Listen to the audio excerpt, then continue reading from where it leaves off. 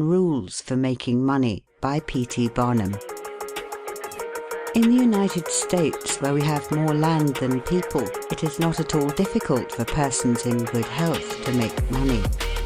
In this comparatively new field, there are so many avenues of success open, so many vocations which are not crowded, that any person of either sex who is willing, at least for the time being, to engage in any respectable occupation that offers, may find lucrative employment. Those who really desire to attain an independence have only to set their minds upon it and adopt the proper means, as they do in regard to any other object which they wish to accomplish, and the thing is easily done. But however easy it may be found to make money, I have no doubt many of my hearers will agree it is the most difficult thing in the world to keep it. The road to wealth is, as Dr. Franklin truly says, as plain as the road to the mill. It consists simply in expending less than we earn. That seems to be a very simple problem. Mr. Micawber, one of those happy creations of the genial Dickens, puts the case in a strong light when he says that to have annual income of £20 per annum and spend £20.06 is to be the most miserable of men, whereas to have an income of only £20 and spend but £19.06 is to be the happiest of mortals. Many of my readers may say, we understand this. This is economy, and we know economy is wealth. We know we can't eat our cake and keep it also.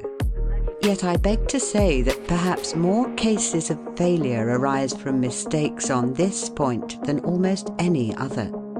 The fact is, many people think they understand economy when they really do not.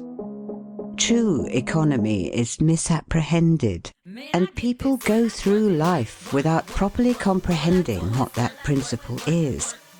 One says, I have an income of so much, and here is my neighbour who has the same.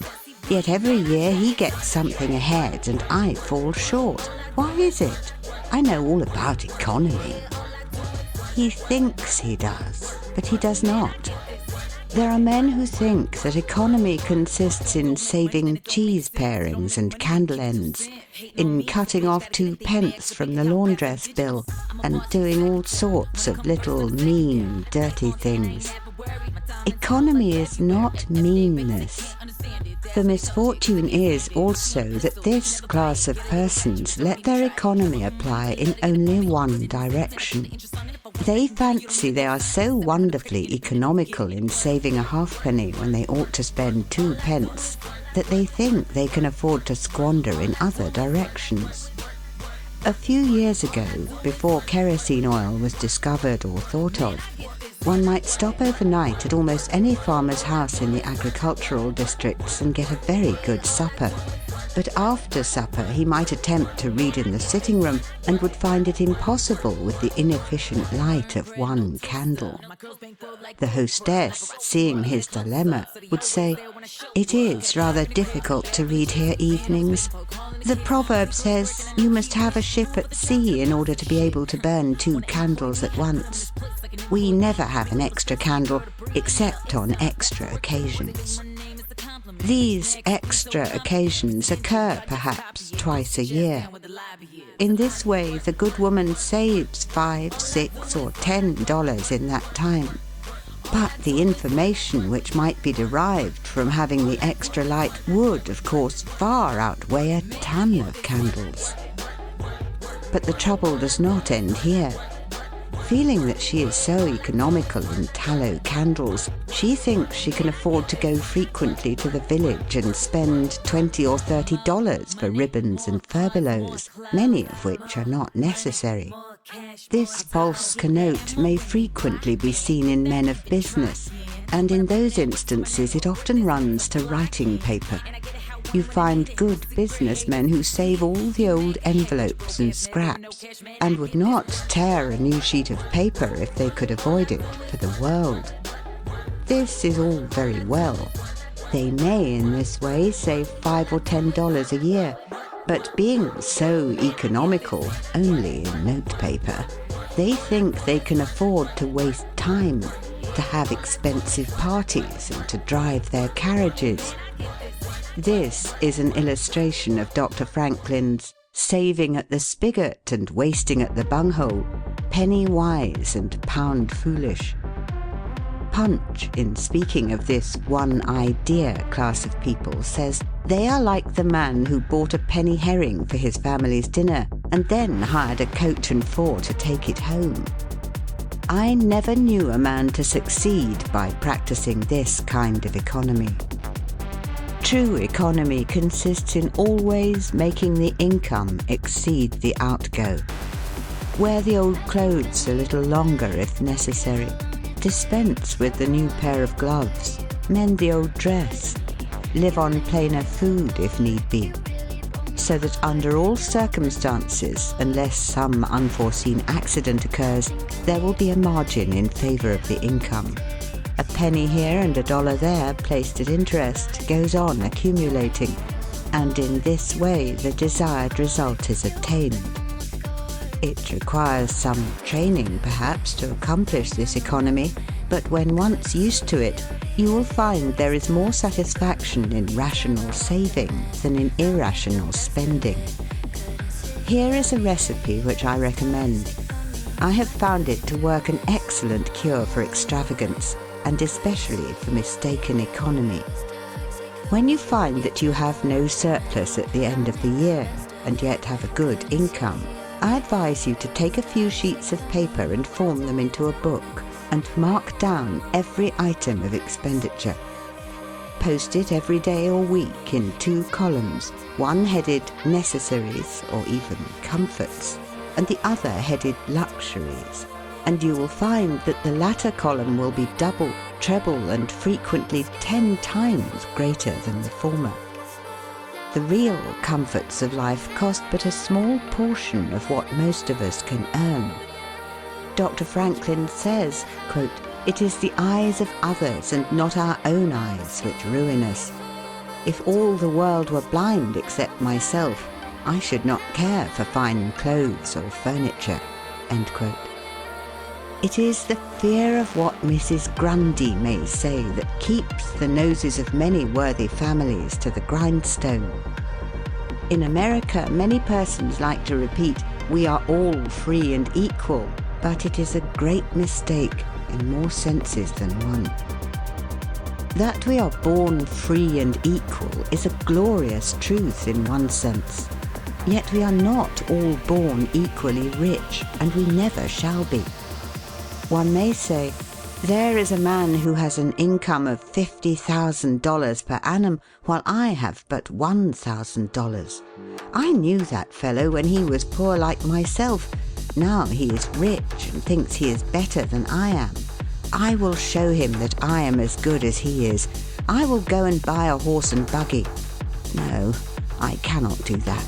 But I will go and hire one and ride this afternoon on the same road that he does, and thus prove to him that I am as good as he is. My friend, you need not take that trouble. You can easily prove that you are as good as he is. You have only to behave as well as he does. But you cannot make anybody believe that you are as rich as he is.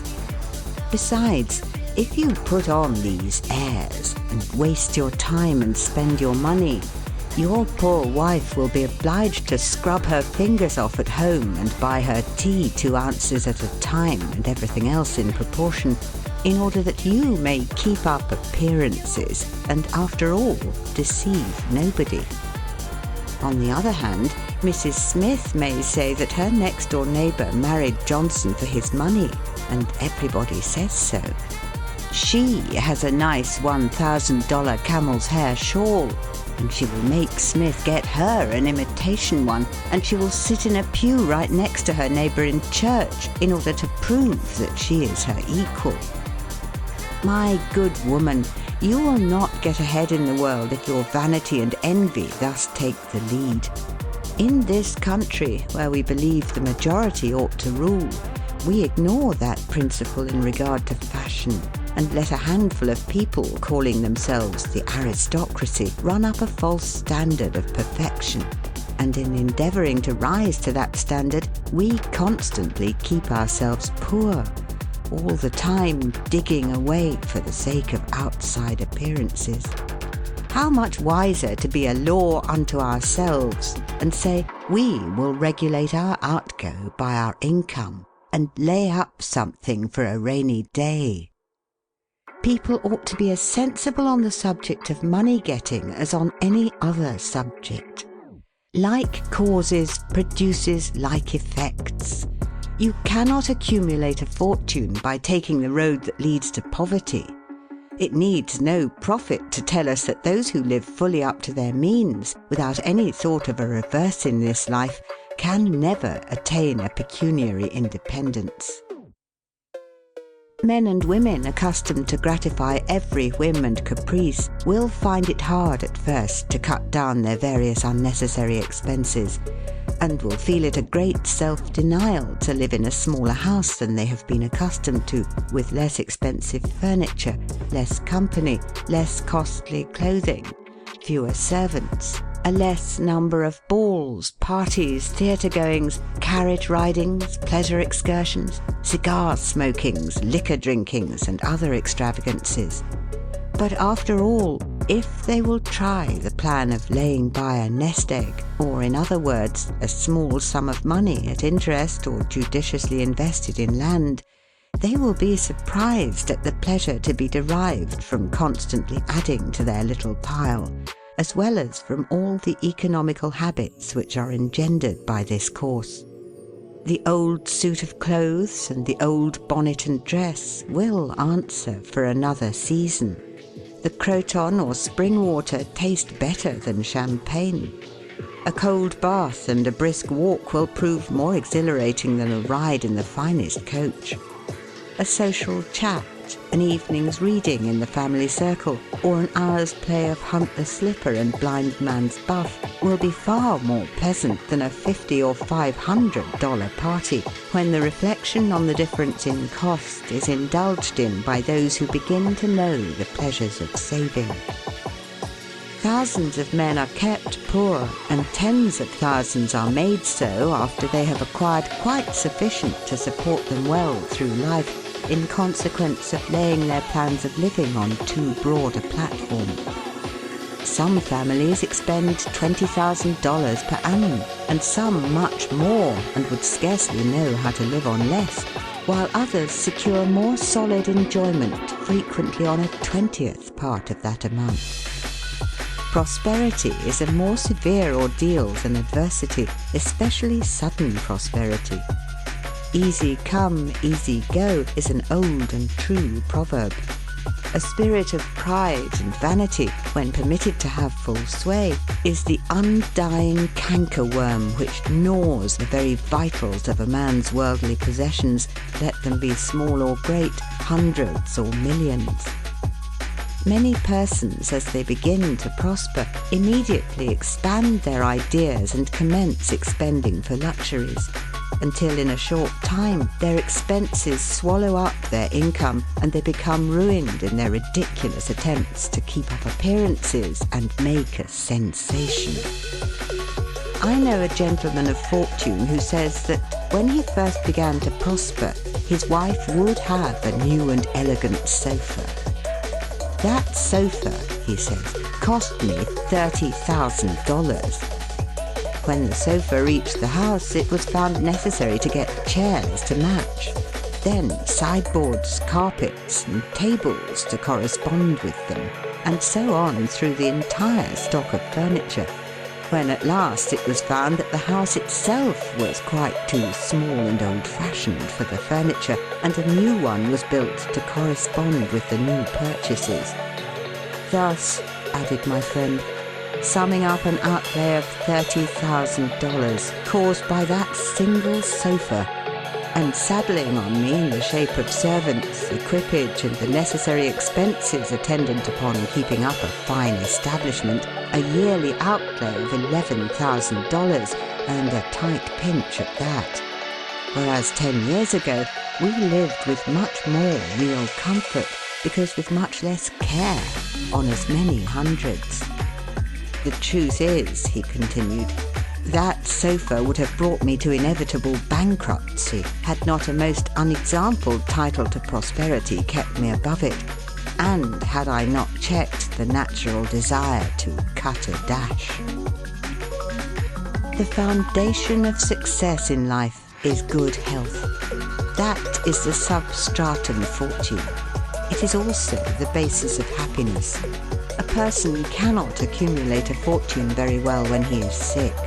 He has no ambition, no incentive, no force. Of course, there are those who have bad health and cannot help it. You cannot expect that such persons can accumulate wealth, but there are a great many in poor health who need not be so.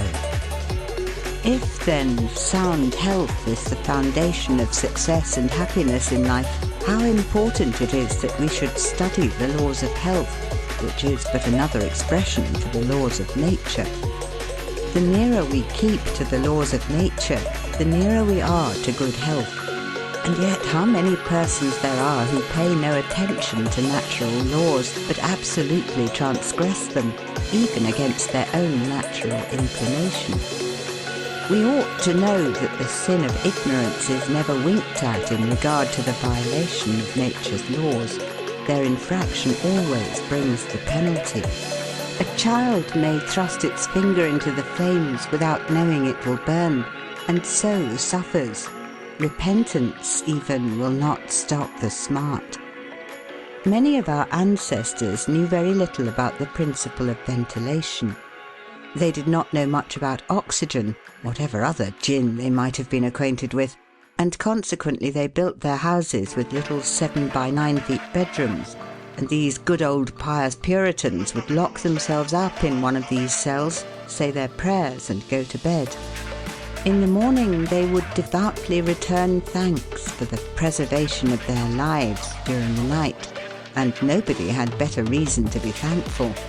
Probably some big crack in the window or in the door let in a little fresh air and thus saved them. Many persons knowingly violate the laws of nature against their better impulses for the sake of fashion. For instance, there is one thing that nothing living except a vile worm ever naturally loved, and that is tobacco. Yet how many persons there are who deliberately train an unnatural appetite and overcome this implanted aversion for tobacco to such a degree that they get to love it. They have got hold of a poisonous, filthy weed, or rather that takes a firm hold of them. Here are married men who run about spitting tobacco juice on the carpet and floors, and sometimes even upon their wives besides. They do not kick their wives out of doors like drunken men, but their wives, I have no doubt, often wish they were outside of the house. Another perilous feature is that this artificial appetite, like jealousy, grows by what it feeds on. When you love that which is unnatural, a stronger appetite is created for the hurtful thing than the natural desire for what is harmless. There is an old proverb which says that habit is second nature, but an artificial habit is stronger than nature.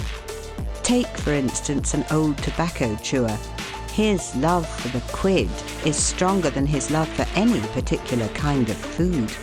He can give up roast beef easier than give up the weed. Young lads regret that they are not men. They would like to go to bed boys and wake up men. And to accomplish this, they copy the bad habits of their seniors.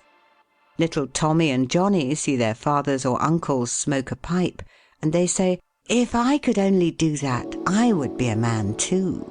Uncle John has gone out and left his pipe of tobacco. Let us try it." They take a match and light it and then puff away. "We will learn to smoke. Do you like it, Johnny?" That lad dolefully replies, "Not very much. It tastes bitter." By and by he grows pale, but he persists, and he soon offers up a sacrifice on the altar of fashion. But the boys stick to it and persevere until at last they conquer their natural appetites, and become the victims of acquired tastes. I speak by the book, for I have noticed its effects on myself, having gone so far as to smoke 10 or 15 cigars a day, although I have not used the weed during the last 14 years and never shall again. The more a man smokes, the more he craves smoking.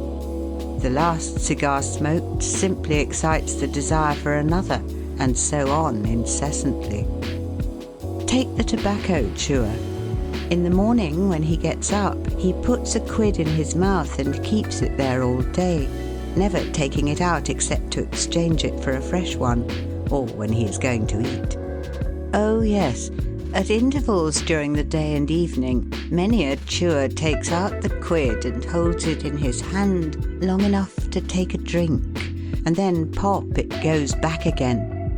This simply proves that the appetite for rum is even stronger than that for tobacco.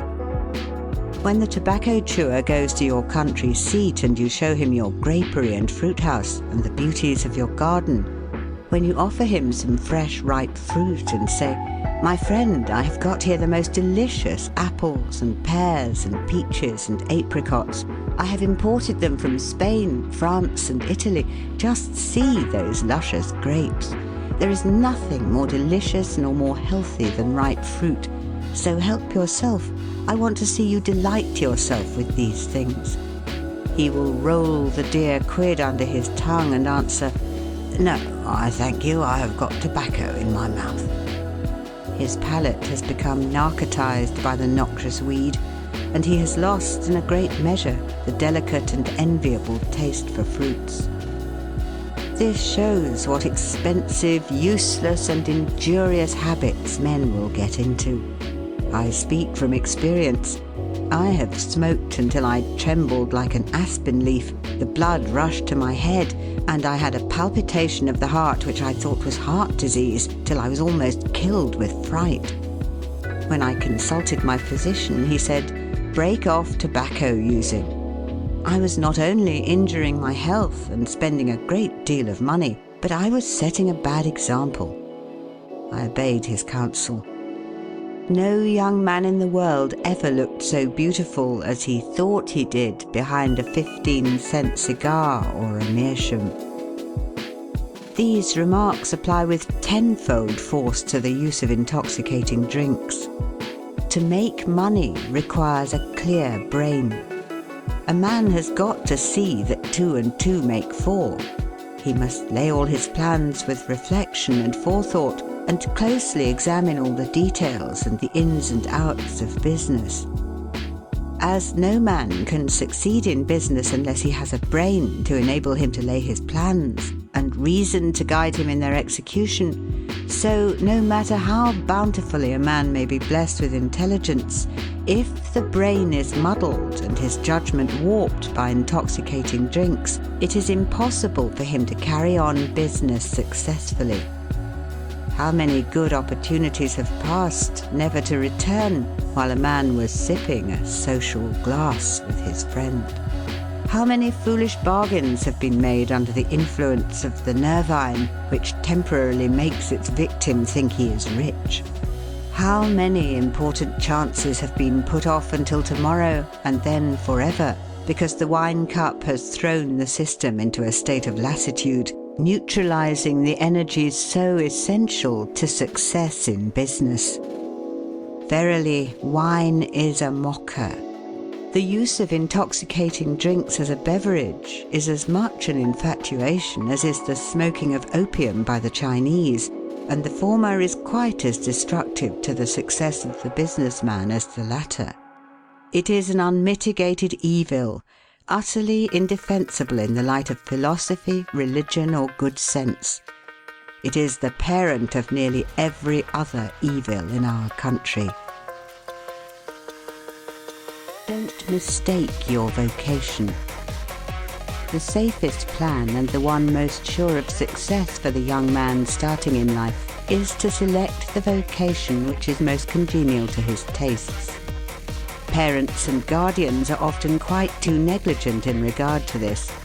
It is very common for a father to say, for example, I have 5 boys. I will make Billy a clergyman, John a lawyer, Tom a doctor, and Dick a farmer. He then goes into town and looks about to see what he will do with Sammy. He returns home and says, "Sammy, I see watchmaking is a nice genteel business. I think I will make you a goldsmith." He does this regardless of Sam's natural inclinations or genius. We are all, no doubt, born for a wise purpose. There is as much diversity in our brains as in our countenances. Some are born natural mechanics, while some have great aversion to machinery. Let a dozen boys of 10 years get together, and you will soon observe 2 or 3 are whittling out some ingenious device, working with locks or complicated machinery. When they were but 5 years old, their father could find no toy to please them like a puzzle. They are natural mechanics. But the other 8 or 9 boys have different aptitudes. I belong to the latter class. I never had the slightest love for mechanism. On the contrary, I have a sort of abhorrence for complicated machinery. I never had ingenuity enough to whittle a cider tap so it would not leak. I never could make a pen that I could write with, or understand the principle of a steam engine. If a man was to take such a boy as I was and attempt to make a watchmaker of him, the boy might, after an apprenticeship of 5 or 7 years, be able to take apart and put together a watch. But all through life he would be working uphill and seizing every excuse for leaving his work and idling away his time. Watchmaking is repulsive to him. Unless a man enters upon the vocation intended for him by nature and best suited to his peculiar genius, he cannot succeed. I am glad to believe that the majority of persons do find their right vocation. Yet we see many who have mistaken their calling from the blacksmith up or down to the clergyman. You will see, for instance, that extraordinary linguist, the learned blacksmith, who ought to have been a teacher of languages. And you may have seen lawyers, doctors, and clergymen who were better fitted by nature for the anvil or the lapstone. Select the right location. After securing the right vocation, you must be careful to select the proper location. You may have been cut out for a hotel keeper, and they say it requires a genius to know how to keep a hotel. You might conduct a hotel like clockwork and provide satisfactorily for 500 guests every day. Yet, if you should locate your house in a small village where there is no railroad communication or public travel, the location would be your ruin. It is equally important that you do not commence business where there are already enough to meet all demands in the same occupation. I remember a case which illustrates this subject. When I was in London in 1858, I was passing down Holborn with an English friend and came to the penny shows. They had immense cartoons outside, portraying the wonderful curiosities to be seen all for a penny. Being a little in show line myself, I said, "Let us go in here." We soon found ourselves in the presence of the illustrious showman, and he proved to be the sharpest man in that line I had ever met.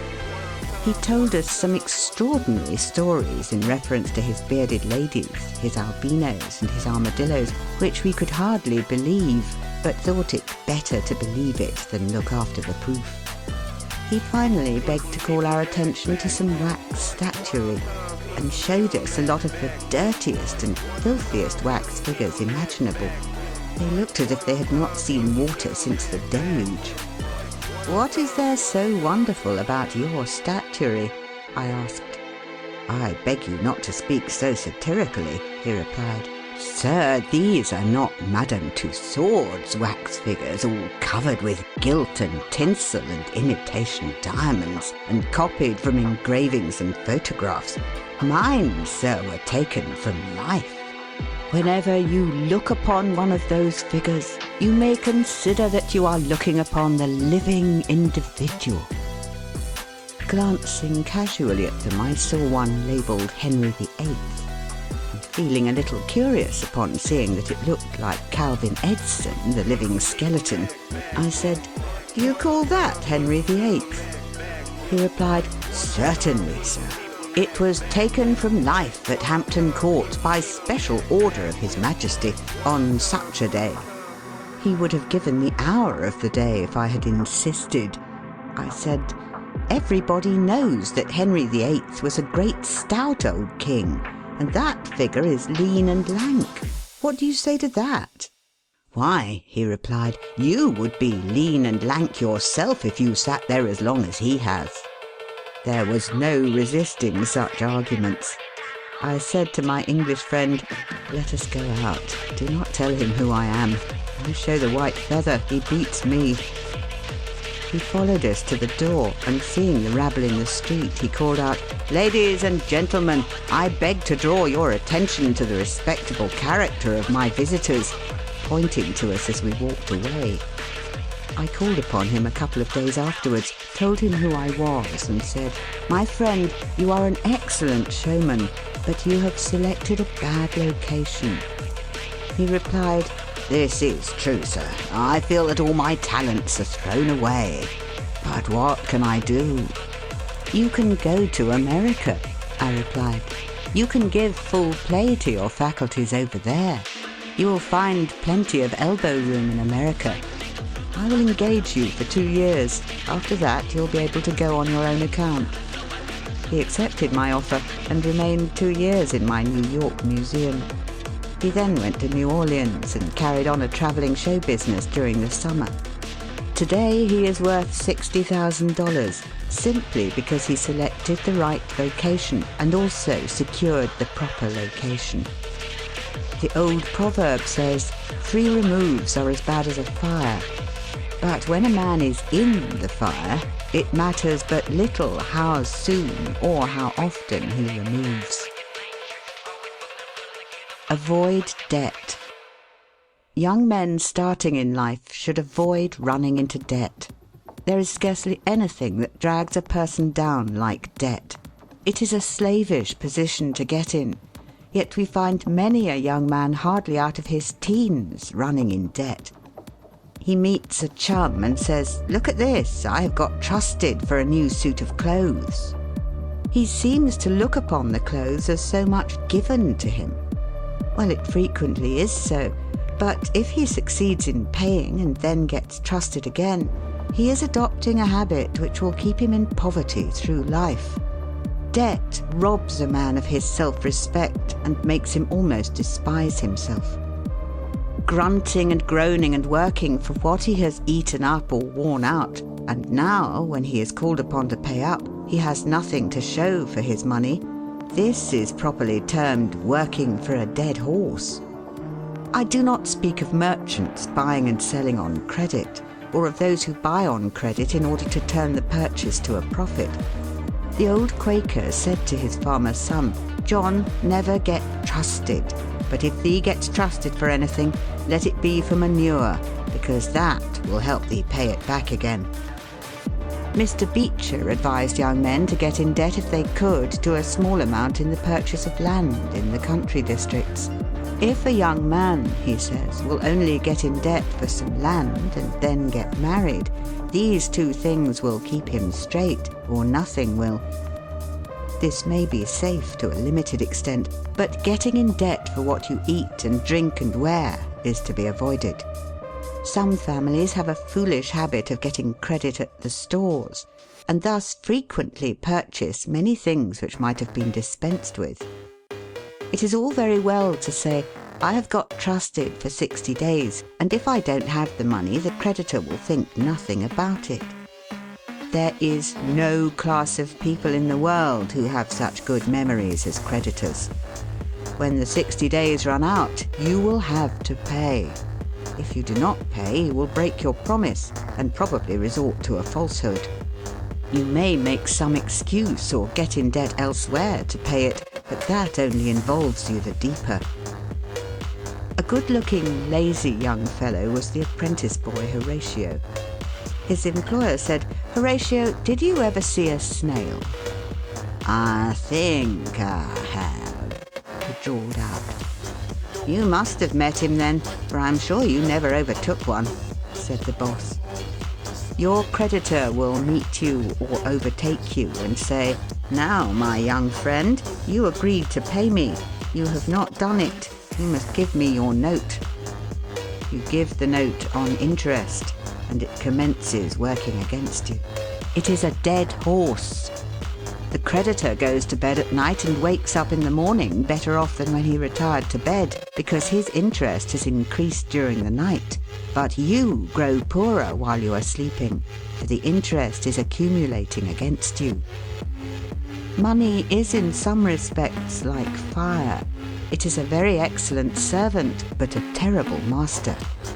When you have it mastering you, when interest is constantly piling up against you, it will keep you down in the worst kind of slavery. But let money work for you, and you have the most devoted servant in the world. It is no eye servant. There is nothing animate or inanimate that will work so faithfully as money when placed at interest, well secured. It works night and day, and in wet or dry weather. I was born in the Blue Law state of Connecticut, where the old Puritans had laws so rigid that it was said they fined a man for kissing his wife on Sunday. Yet these rich old Puritans would have thousands of dollars at interest, and on Saturday night would be worth a certain amount. On Sunday they would go to church and perform all the duties of a Christian.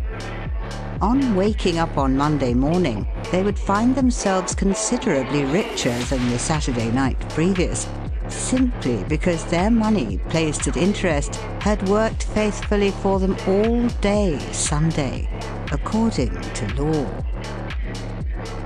Do not let it work against you. If you do, there is no chance for success in life so far as money is concerned. John Randolph, the eccentric Virginian, once exclaimed in Congress, "Mr. Speaker, I have discovered the philosopher's stone. Pay as you go." This is indeed nearer to the philosopher's stone than any alchemist has ever yet arrived. Persevere. When a man is in the right path, he must persevere. I speak of this because there are some persons who are born tired, naturally lazy and possessing no self-reliance and no perseverance. But they can cultivate these qualities, as Davy Crockett said, "This thing remember when I am dead, be sure you are right, then go ahead." It is this go-aheaditiveness, this determination not to let the horrors or the blues take possession of you so as to make you relax your energies in the struggle for independence, which you must cultivate. How many have almost reached the goal of their ambition, but losing faith in themselves have relaxed their energies, and the golden prize has been lost forever. It is no doubt often true, as Shakespeare says, there is a tide in the affairs of men, which, taken at the flood, leads on to fortune. If you hesitate, some bolder hand will stretch out before you and get the prize. Remember the proverb of Solomon, "He becometh poor that dealeth with a slack hand, but the hand of the diligent maketh rich." Perseverance is sometimes but another word for self-reliance. Many persons naturally look on the dark side of life and borrow trouble. They are born so. Then they ask for advice, and they will be governed by one wind and blown by another, and cannot rely upon themselves. Until you can get so that you can rely upon yourself, you need not expect to succeed. I have known men personally who have met with pecuniary reverses and absolutely committed suicide because they thought they could never overcome their misfortune. But I have known others who have met more serious financial difficulties and have bridged them over by simple perseverance, aided by a firm belief that they were doing justly and that Providence would overcome evil with good. You will see this illustrated in any sphere of life. Take two generals, both understand military tactics, both educated at West Point, if you please, both equally gifted, yet one having this principle of perseverance and the other lacking it. The former will succeed in his profession, while the latter will fail. One may hear the cry, "The enemy are coming, and they have got cannon." "Got cannon?" says the hesitating general. "Yes."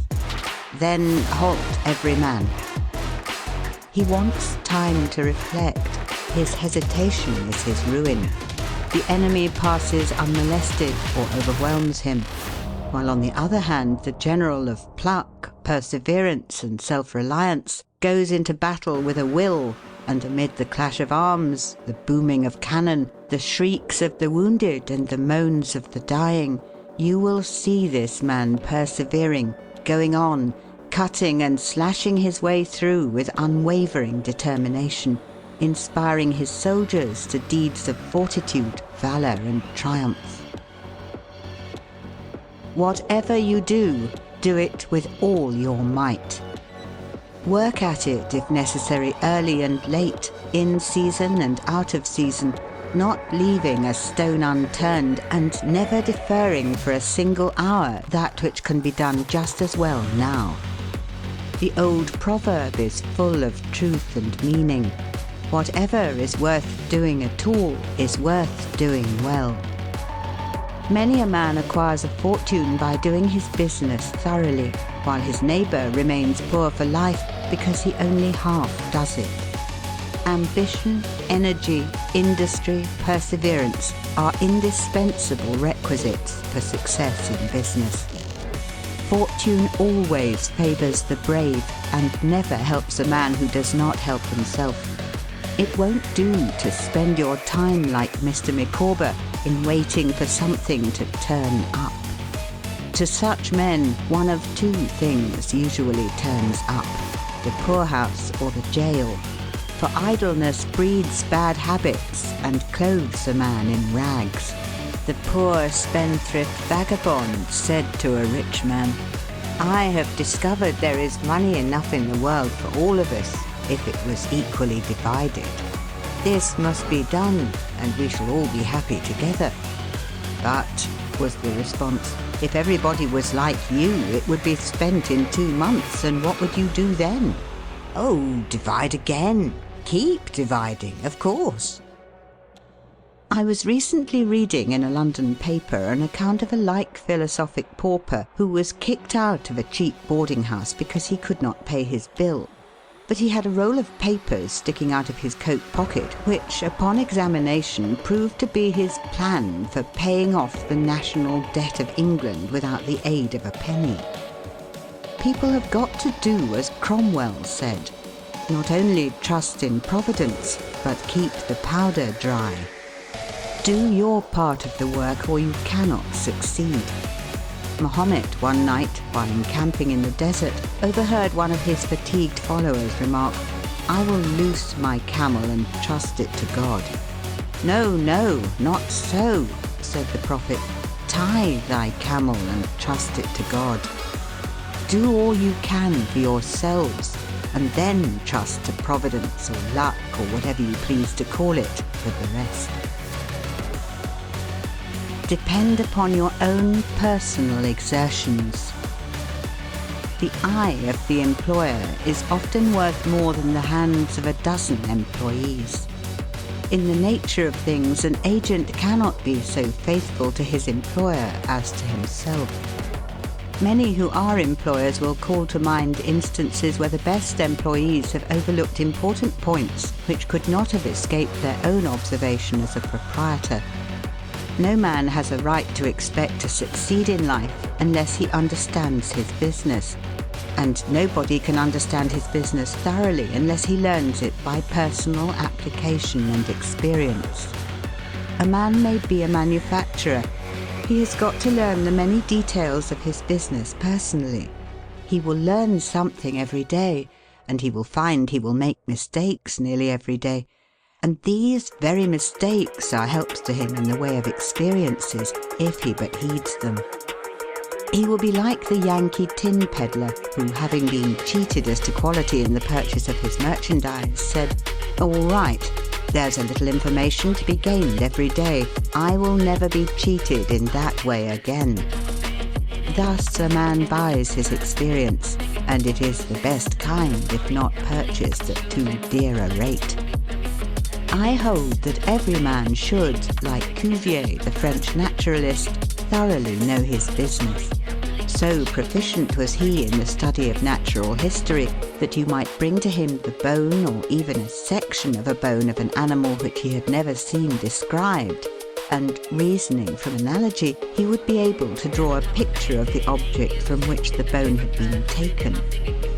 On one occasion his students attempted to deceive him. They rolled one of their number in a cow skin and put him under the professor's table as a new specimen.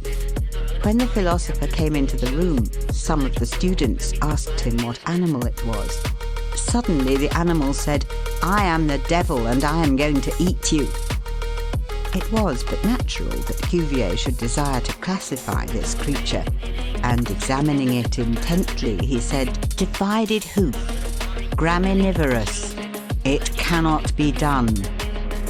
He knew that an animal with a split hoof must live upon grass and grain or other kind of vegetation, and would not be inclined to eat flesh, dead or alive, so he considered himself perfectly safe. The possession of a perfect knowledge of your business is an absolute necessity in order to ensure success. Among the maxims of the elder Rothschild was one, an apparent paradox: be cautious and bold. This seems to be a contradiction in terms, but it is not, and there is great wisdom in the maxim. It is, in fact, a condensed statement of what I have already said. It is to say, you must exercise your caution in laying your plans, but be bold in carrying them out. A man who is all caution will never dare to take hold and be successful, and a man who is all boldness is merely reckless and must eventually fail. A man may go on 'change and make $50,000 or $100,000 in speculating in stocks at a single operation, but if he has simple boldness without caution, it is mere chance, and what he gains today he will lose tomorrow. You must have both the caution and the boldness to ensure success. The Rothschilds have another maxim: never have anything to do with an unlucky man or place. That is to say, never have anything to do with a man or place which never succeeds, because although a man may appear to be honest and intelligent, yet if he tries this or that thing and always fails, it is on account of some fault or infirmity that you may not be able to discover, but nevertheless which must exist. There is no such thing in the world as luck. There never was a man who could go out in the morning and find a purse full of gold in the street today, and another tomorrow, and so on, day after day. He may do so once in his life, but so far as mere luck is concerned, he is as liable to lose it as to find it. Like causes produce like effects. If a man adopts the proper methods to be successful, luck will not prevent him. If he does not succeed, there are reasons for it, although perhaps he may not be able to see them. Use the best tools.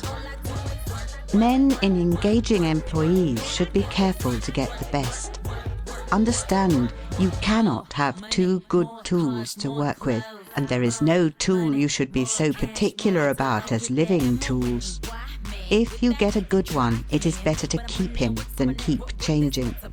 He learns something every day, and you are benefited by the experience he acquires. He is worth more to you this year than last, and he is the last man to part with, provided his habits are good and he continues faithful. If, as he gets more valuable, he demands an exorbitant increase of salary, on the supposition that you can't do without him, let him go. Whenever I have such an employee, I always discharge him. first, to convince him that his place may be supplied, and second, because he is good for nothing if he thinks he is invaluable and cannot be spared. But I would keep him if possible, in order to profit from the result of his experience.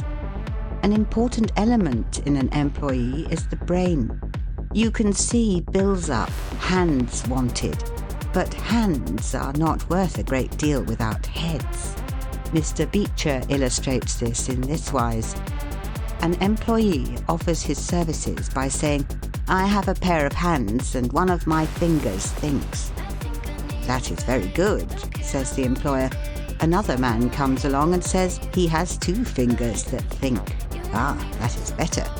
But a third calls in and says that all his fingers and thumbs think. That is better still. Finally, another steps in and says, "I have a brain that thinks. I think all over. I am a thinking as well as a working man." "You are the man I want," says the delighted employer. Those men who have brains and experience are therefore the most valuable and not to be readily parted with. It is better for them as well as yourself to keep them at reasonable advances in their salaries from time to time. Don't get above your business. Young men, after they get through their business training or apprenticeship, instead of pursuing their avocation and rising in their business, will often lie about doing nothing. They say, "I have learned my business, but I am not going to be a hireling. What is the object of learning my trade or profession unless I establish myself?" Have you capital to start with? No, but I am going to have it. How are you going to get it? I will tell you confidentially. I have a wealthy old aunt and she will die pretty soon, but if she does not, I expect to find some rich old man who will lend me a few thousands to give me a start. If I only get the money to start with, I will do well. There is no greater mistake than when a young man believes he will succeed with borrowed money. Why? Because every man's experience coincides with that of Mr. Astor, who said it was more difficult for him to accumulate his first $1,000 than all the succeeding millions that made up his colossal fortune. Money is good for nothing unless you know the value of it by experience. Give a boy $20,000 and put him in business, and the chances are that he will lose every dollar of it before he is a year older. Like buying a ticket in the lottery and drawing a prize, it is easy come, easy go. He does not know the value of it. Nothing is worth anything unless it costs effort. Without self-denial and economy, patience and perseverance, and commencing with capital which you have not earned, you are not sure to succeed in accumulating. Young men, instead of waiting for dead men's shoes, should be up and doing, for there is no class of persons who are so unaccommodating in regard to dying as these rich old people, and it is fortunate for the expectant heirs that it is so. 9 out of 10 of the rich men of our country today started out in life as poor boys with determined wills, industry, perseverance, economy, and good habits. They went on gradually, made their own money, and saved it. And this is the best way to acquire a fortune. Stephen Girard started life as a poor cabin boy and died worth $9 million. A.T. Stewart was a poor Irish boy. Now he pays taxes on $1.5 million of income per year. John Jacob Astor was a poor farmer boy and died worth 20 millions. Cornelius Vanderbilt began life rowing a boat from Staten Island to New York. Now he presents our government with a steamship worth $1 million, and he is worth 50 millions. There is no royal road to learning, says the proverb, and I may say it is equally true, there is no royal road to wealth. But I think there is a royal road to both. The road to learning is a royal one. the road that enables the student to expand his intellect and add every day to his stock of knowledge until, in the pleasant process of intellectual growth, he is able to solve the most profound problems, to count the stars, to analyze every atom of the globe, and to measure the firmament. This is a regal highway, and it is the only road worth travelling. So, in regard to wealth. Go on in confidence, study the rules, and above all things, study human nature. For the proper study of mankind is man. And you will find that while expanding the intellect and the muscles, your enlarged experience will enable you every day to accumulate more and more principle, which will increase itself by interest and otherwise until you arrive at a state of independence. You will find, as a general thing, that the poor boys get rich and the rich boys get poor. For instance, a rich man at his decease leaves a large estate to his family. His eldest sons, who have helped him earn his fortune, know by experience the value of money, and they take their inheritance and add to it. The separate portions of the young children are placed at interest, and the little fellows are patted on the head and told a dozen times a day, "You are rich. You will never have to work. You can always have whatever you wish, for you were born with a golden spoon in your mouth." The young heir soon finds out what that means. He has the finest dresses and playthings. He is crammed with sugar candies and almost killed with kindness, and he passes from school to school, petted and flattered. He becomes arrogant and self-conceited, abuses his teachers and carries everything with a high hand. He knows nothing of the real value of money, having never earned any, but he knows all about the golden spoon business. At college, he invites his poor fellow students to his room, where he wines and dines them. He is cajoled and caressed, and called a glorious good fellow because he is so lavish of his money. He gives his game suppers, drives his fast horses, invites his chums to fetes and parties, determined to have lots of good times. He spends the night in frolics and debauchery and leads off his companions with the familiar song, "We won't go home till morning." He gets them to join him in pulling down signs, taking gates from their hinges and throwing them into backyards and horse ponds. If the police arrest them, he knocks them down, is taken to the lock-up and joyfully foots the bills. "Ha, my boys," he cries, "what is the use of being rich if you can't enjoy yourself?" He might more truly say, if you can't make a fool of yourself. But he is fast, hates slow things, and don't see it. Young men loaded down with other people's money are almost sure to lose all they inherit, and they acquire all sorts of bad habits which in the majority of cases ruin them in health, purse and character. In this country, one generation follows another, and the poor of today are rich in the next generation or the third. Their experience leads them on, and they become rich, and they leave vast riches to their young children. These children, having been reared in luxury, are inexperienced and get poor. And after long experience, another generation comes on and gathers up riches again in turn. And thus history repeats itself. And happy is he who, by listening to the experience of others, avoids the rocks and shoals on which so many have been wrecked. In England, the business makes the man. If a man in that country is a mechanic or working man, he is not recognised as a gentleman. On the occasion of my first appearance before Queen Victoria, the Duke of Wellington asked me what sphere in life General Tom Thumb's parents were in. "His father is a carpenter," I replied. "Oh, I have heard he was a gentleman," was the response of His Grace. In this republican country, the man makes the business. No matter whether he is a blacksmith, a shoemaker, a farmer, banker or lawyer, so long as his business is legitimate, he may be a gentleman. So any legitimate business is a double blessing. It helps the man engaged in it and also helps others. The farmer supports his own family, but he also benefits the merchant or mechanic who needs the products of his farm. The tailor not only makes a living by his trade, but he also benefits the farmer, the clergyman, and others who cannot make their own clothing. But all these classes of men may be gentlemen. The great ambition should be to excel all others engaged in the same occupation.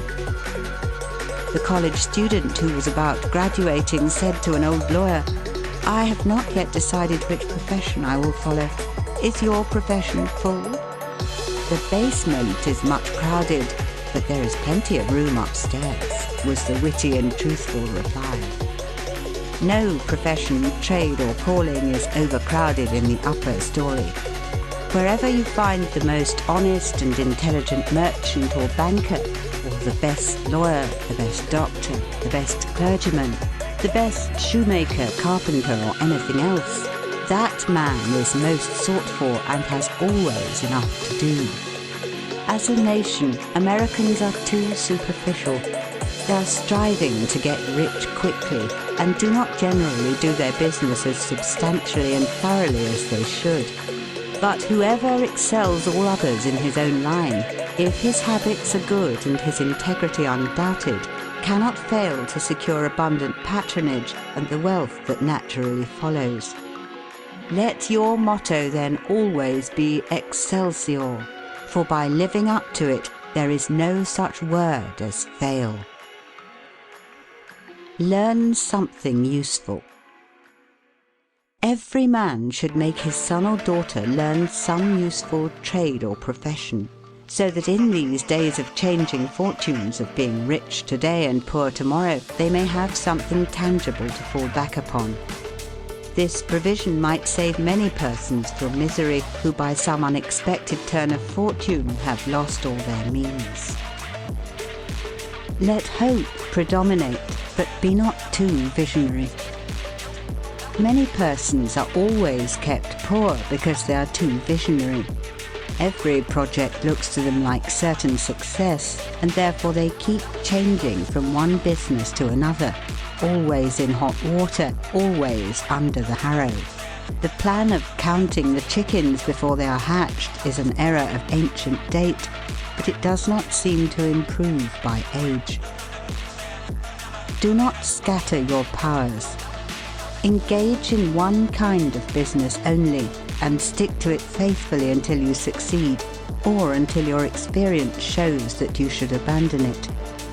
A constant hammering on one nail will generally drive it home at last, so that it can be clinched.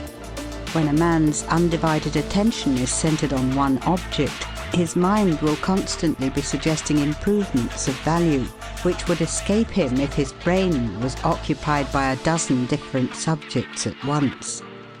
Many a fortune has slipped through a man's fingers because he was engaged in too many occupations at a time. There is good sense in the old caution against having too many irons in the fire at once. Be systematic. Men should be systematic in their business. A person who does business by rule, having a time and place for everything, doing his work promptly, will accomplish twice as much and with half the trouble of him who does it carelessly and slipshod. By introducing system into all your transactions, doing one thing at a time, always meeting appointments with punctuality, you find leisure for pastime and recreation. Whereas the man who only half does one thing and then turns to something else and half does that, will have his business at loose ends and will never know when his day's work is done, for it never will be done. Of course, there is a limit to all these rules. We must try to preserve the happy medium, for there is such a thing as being too systematic. There are men and women, for instance, who put away things so carefully that they can never find them again. It is too much like the red tape formality at Washington and Mr. Dickens' circumlocution office, all theory and no result. When the Astor House was first started in New York City, it was undoubtedly the best hotel in the country. The proprietors had learned a good deal in Europe regarding hotels, and the landlords were proud of the rigid system which pervaded every department of their great establishment. When 12 o'clock at night had arrived and there were a number of guests around, one of the proprietors would say, "Touch that bell, John." And in 2 minutes, 60 servants with a water bucket in each hand would present themselves in the hall. "This," said the landlord, addressing his guests, "is our fire bell. It will show you we are quite safe here. We do everything systematically." This was before the Croton water was introduced into the city. But they sometimes carried their system too far. On one occasion, when the hotel was thronged with guests, one of the waiters was suddenly indisposed, and although there were 50 waiters in the hotel, the landlord thought he must have his full complement or his system would be interfered with. Just before dinner time, he rushed downstairs and said, "There must be another waiter. I am one waiter short. What can I do?" He happened to see Boots, the Irishman. "Pat," said he, "wash your hands and face. Take that white apron and come into the dining room in 5 minutes." Presently Pat appeared as required, and the proprietor said, "Now, Pat, you must stand behind these 2 chairs and wait on the gentleman who will occupy them. Did you ever act as a waiter?" "I know all about it, sure, but I never did it." Like the Irish pilot, on one occasion when the captain, thinking he was considerably out of his course, asked, "Are you certain you understand what you are doing?" Pat replied, "Sure, and I knows every rock in the channel." That moment, bang thumped the vessel against a rock. "Bejabers, and that is one of 'em," continued the pilot. But to return to the dining room. "Pat," said the landlord, "here we do everything systematically. You must first give the gentlemen each a plate of soup, and when they finish that, ask them what they will have next." Pat replied, "And I understand perfectly the virtues of system." Very soon in came the guests. The plates of soup were placed before them. One of Pat's 2 gentlemen ate his soup. The other did not care for it. He said, "Waiter, take this plate away and bring me some fish." Pat looked at the untasted plate of soup, and remembering the injunctions of the landlord in regard to system, replied, "Not till ye have ate your soup." Of course, that was carrying system entirely too far. Read the newspapers. Always take a trustworthy newspaper, and thus keep thoroughly posted in regard to the transactions of the world. He who is without a newspaper is cut off from his species. In these days of telegraphs and steam, many important inventions and improvements in every branch of trade are being made, and he who don't consult the newspapers will soon find himself and his business left out in the cold. Beware of outside operations. We sometimes see men who have obtained fortunes suddenly become poor. In many cases, this arises from intemperance and often from gaming and other bad habits. Frequently it occurs because a man has been engaged in outside operations of some sort. When he gets rich in his legitimate business, he is told of a grand speculation where he can make a score of thousands. He is constantly flattered by his friends, who tell him that he is born lucky, that everything he touches turns into gold. Now, if he forgets that his economical habits, his rectitude of conduct, and a personal attention to a business which he understood caused his success in life, he will listen to the siren voices. He says, "I will put in $20,000. I have been lucky, and my good luck will soon bring me back $60,000. A few days elapse, and it is discovered he must put in $10,000 more. Soon after, he is told it is all right, but certain matters not foreseen require an advance of $20,000 more, which will bring him a rich harvest. But before the time comes around to realize, the bubble bursts. He loses all he is possessed of, and then he learns what he ought to have known at the first, that however successful a man may be in his own business, if he turns from that and engages in a business which he don't understand, he is like Samson when shorn of his locks. His strength has departed, and he becomes like other men. If a man has plenty of money, he ought to invest something in everything that appears to promise success and that will probably benefit mankind. But let the sums thus invested be moderate in amount, and never let a man foolishly jeopardize a fortune that he has earned in a legitimate way by investing it in things in which he has had no experience. Don't endorse without security.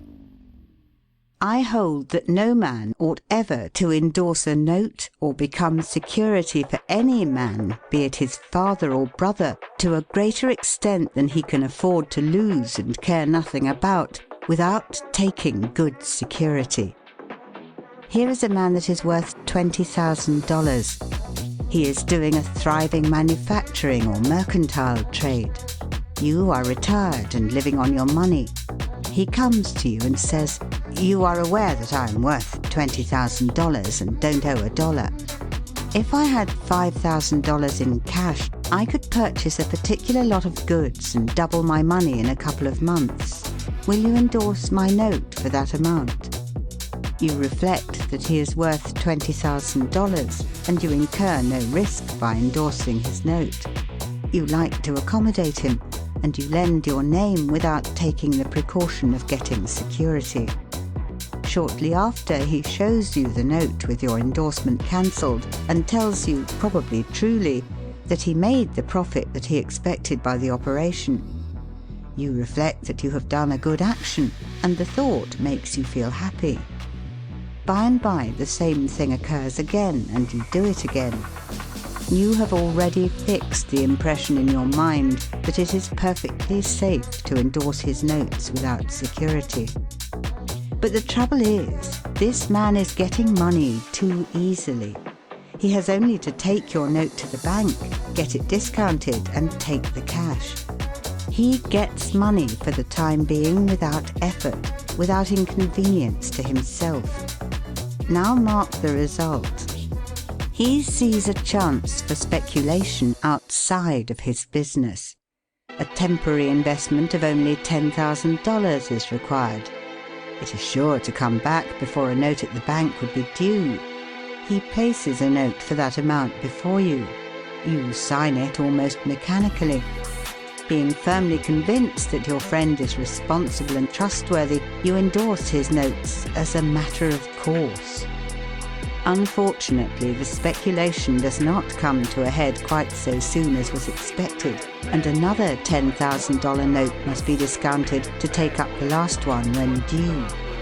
Before this note matures, the speculation has proved an utter failure, and all the money is lost. Does the loser tell his friend, the endorser, that he has lost half of his fortune? Not at all. He don't even mention that he has speculated at all, but he has got excited. The spirit of speculation has seized him.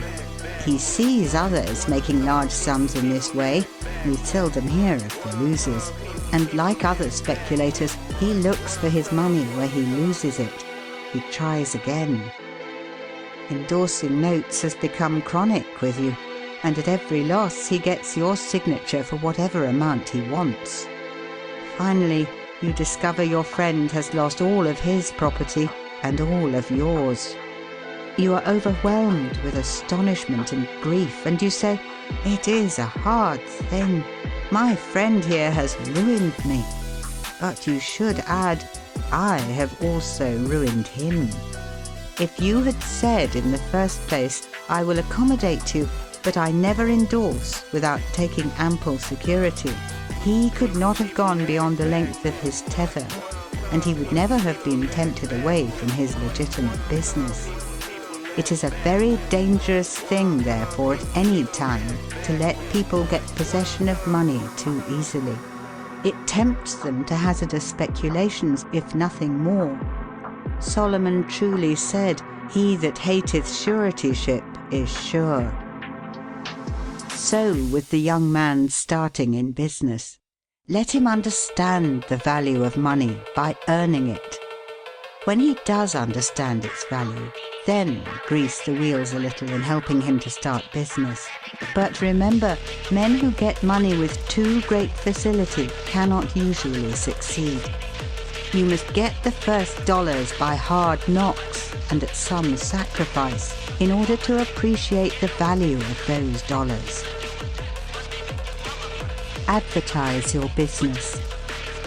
We all depend more or less upon the public for our support. We all trade with the public.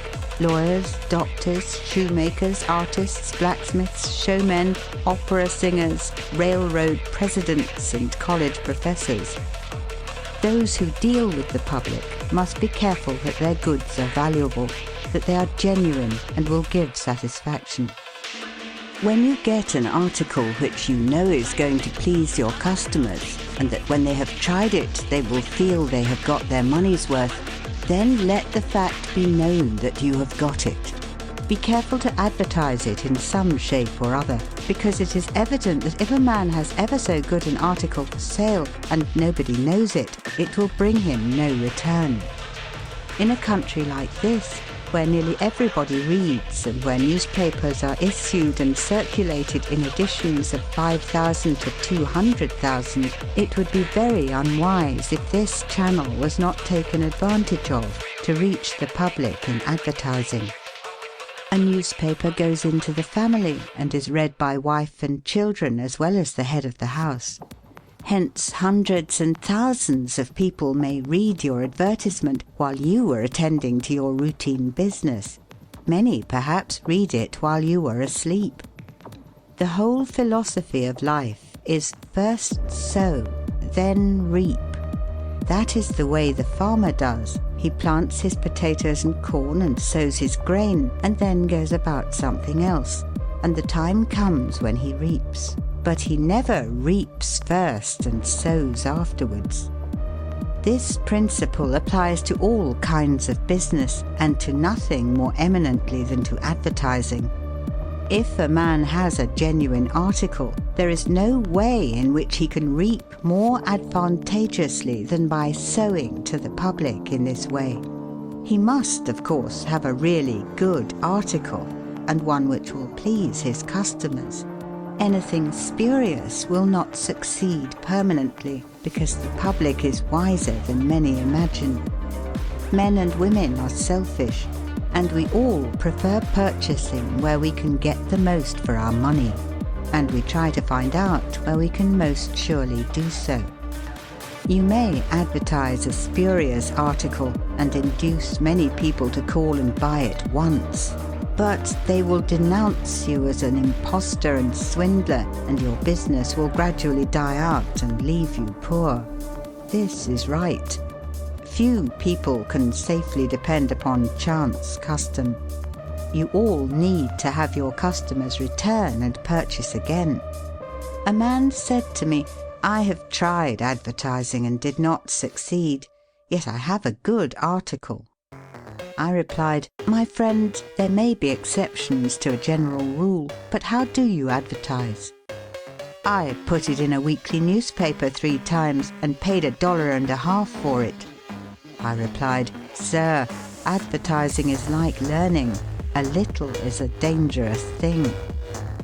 A French writer says that the reader of a newspaper does not see the first insertion of an ordinary advertisement. The second insertion he sees but does not read. The third insertion he reads. The fourth insertion he looks at the price. The fifth insertion he speaks of it to his wife. The sixth insertion he is ready to purchase. and the 7th insertion he purchases. Your object in advertising is to make the public understand what you have got to sell. And if you have not the pluck to keep advertising until you have imparted that information, all the money you have spent is lost. You are like the fellow who told the gentleman if he would give him 10 cents, it would save him $1. "How can I help you so much with so small a sum?" asked the gentleman in surprise. "I started out this morning," hiccuped the fellow, "with the full determination to get drunk, and I have spent my only $1 to accomplish the object, and it has not quite done it. 10 cents worth more of whiskey would just do it, and in this manner I should save the $1 already expended." So a man who advertises at all must keep it up until the public know who and what he is and what his business is, or else the money invested in advertising is lost. Some men have a peculiar genius for writing a striking advertisement, one that will arrest the attention of the reader at first sight. This tact, of course, gives the advertiser a great advantage. Sometimes a man makes himself popular by an unique sign or a curious display in his window. Recently I observed a swing sign extending over the sidewalk in front of a store, on which was the inscription in plain letters, "Don't read the other side." Of course I did, and so did everybody else. And I learned that the man had made an independence by first attracting the public to his business in that way, and then using his customers well afterwards. Jenin the Hatter bought the first Jenny Lind ticket at auction for $225 because he knew it would be a good advertisement for him. "Who is the bidder?" said the auctioneer as he knocked down that ticket at Castle Garden. "Jenin the Hatter," was the response. Here were thousands of people from the Fifth Avenue and from distant cities in the highest stations in life. "Who is Jenin the Hatter?" they exclaimed. They had never heard of him before. The next morning, the newspapers and telegraph had circulated the facts from Maine to Texas, and from 5 to 10 millions of people had read that the tickets sold at auction for Jenny Lind's first concert amounted to about $20,000, and that a single ticket was sold at $225 to Jenin the Hatter. Men throughout the country involuntarily took off their hats to see if they had a Jenin hat on their heads. At a town in Iowa, it was found that in the crowd around the post office there was one man who had a Jenin hat, and he showed it in triumph, although it was worn out and not worth 2 cents. "Why," one man exclaimed, "you have a real Jenin hat. What a lucky fellow you are." Another man said, "Hang on to that hat. It will be a valuable heirloom in your family." Still another man in the crowd, who seemed to envy the possessor of this good fortune, said, "Come, give us all a chance. Put it up at auction." He did so, and it was sold as a keepsake for $9.50. What was the consequence to Mr. Jenin? He sold 10,000 extra hats per annum the first 6 years. 9/10 of the purchasers bought of him probably out of curiosity, and many of them, finding that he gave them an equivalent for their money, became his regular customers. This novel advertisement first struck their attention, and then, as he made a good article, they came again. Now, I don't say that everybody should advertise as Mr. Jenin did, but I say if a man has got goods for sale and he don't advertise them in some way, the chances are that some day the sheriff will do it for him. Nor do I say that everybody must advertise in a newspaper, or indeed use printer's ink at all. On the contrary, although that article is indispensable in the majority of cases, yet doctors and clergymen and sometimes lawyers and some others can more effectually reach the public in some other manner. But it is obvious they must be known in some way, else how could they be supported? Be polite and kind to your customers. Politeness and civility are the best capital ever invested in business. Large stores, gilt signs, flaming advertisements will all prove unavailing if you or your employees treat your patrons abruptly. The truth is, the more kind and liberal a man is, the more generous will be the patronage bestowed upon him. Like begets like. The man who gives the greatest amount of goods of a corresponding quality for the least sum, still reserving to himself a profit, will generally succeed best in the long run. This brings us to the golden rule. As ye would that men should do to you, do ye also to them. And they will do better by you than if you always treated them as if you wanted to get the most you could out of them for the least return. Men who drive sharp bargains with their customers, acting as if they never expected to see them again, will not be mistaken. They never will see them again as customers. People don't like to pay and get kicked also. One of the ushers in my museum once told me he intended to whip a man who was in the lecture room as soon as he came out. "What for?" I inquired. "Because he said I was no gentleman," replied the usher. "Never mind," I replied. "He pays for that, and you will not convince him you are a gentleman by whipping him. I cannot afford to lose a customer. If you whip him, he will never visit the museum again, and he will induce friends to go with him to other places of amusement instead of this. And thus, you see, I should be a serious loser." "But he insulted me," muttered the usher. "Exactly," I replied. "And if he owned the museum and you had paid him for the privilege of visiting it, and he had then insulted you, there might be some reason in your resenting it. But in this instance, he is the man who pays while we receive, and you must therefore put up with his bad manners." My usher laughingly remarked that this was undoubtedly the true policy, but he added that he should not object to an increase of salary if he was expected to be abused in order to promote my interests. Be charitable. Of course, men should be charitable, because it is a duty and a pleasure. But even as a matter of policy, if you possess no higher incentive, you will find that the liberal man will command patronage, while the sordid, uncharitable miser will be avoided. Solomon says, "There is that scattereth and yet increaseth, and there is that withholdeth more than meet, but it tendeth to poverty." Of course, the only true charity is that which is from the heart. The best kind of charity is to help those who are willing to help themselves. Promiscuous almsgiving without inquiring into the worthiness of the applicant is bad in every sense. But to search out and quietly assist those who are struggling for themselves is the kind that scattereth and yet increaseth. But don't fall into the idea that some persons practice of giving a prayer instead of a potato and a benediction instead of bread to the hungry. It is easier to make Christians with full stomachs than empty. Don't blab. Some men have a foolish habit of telling their business secrets. If they make money, they like to tell their neighbours how it was done. Nothing is gained by this, and ofttimes much is lost. Say nothing about your profits, your hopes, your expectations, your intentions. And this should apply to letters as well as to conversation. Goethe makes Mephistopheles say, "Never write a letter nor destroy one." Businessmen must write letters, but they should be careful what they put in them.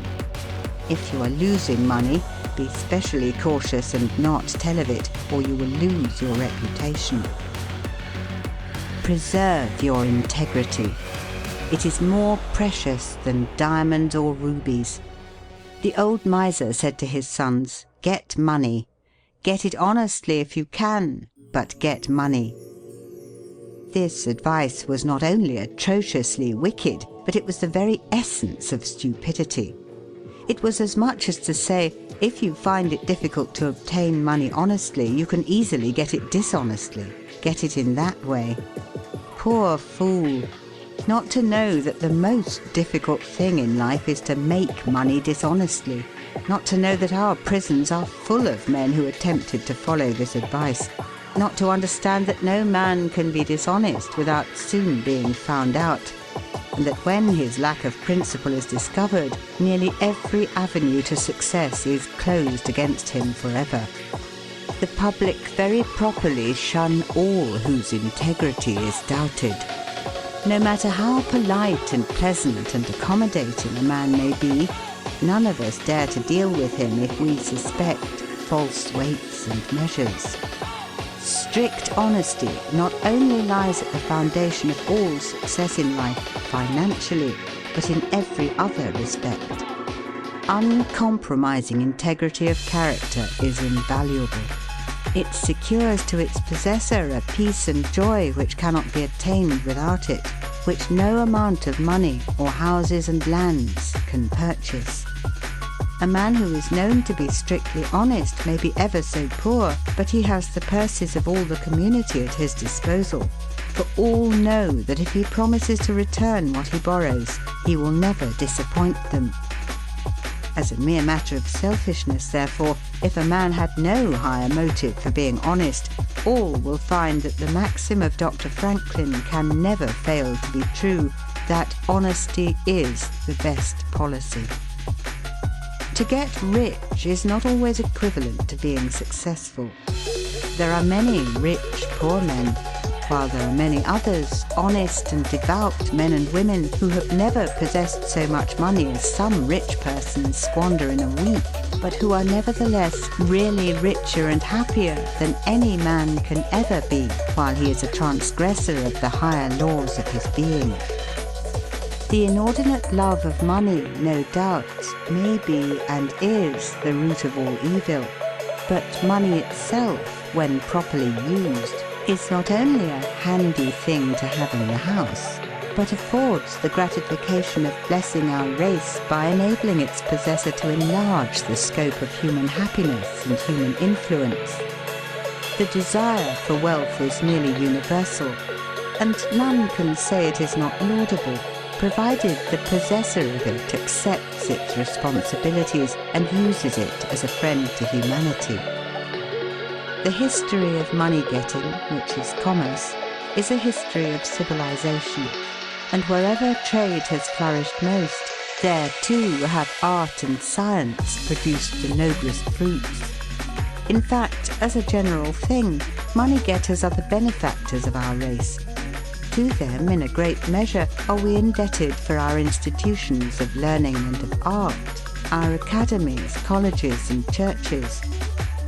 It is no argument against the desire for or the possession of wealth to say that there are sometimes misers who hoard money only for the sake of hoarding, and who have no higher aspiration than to grasp everything which comes within their reach. As we have sometimes hypocrites in religion and demagogues in politics, so there are occasionally misers among money-getters. These, however, are only exceptions to the general rule. But when, in this country, we find such a nuisance and stumbling block as a miser, we remember with gratitude that in America we have no laws of primogeniture, and that in the due course of nature the time will come when the hoarded dust will be scattered for the benefit of mankind. To all men and women, therefore, do I conscientiously say, make money honestly and not otherwise, for Shakespeare has truly said, "He that wants money, means, and content is without 3 good friends."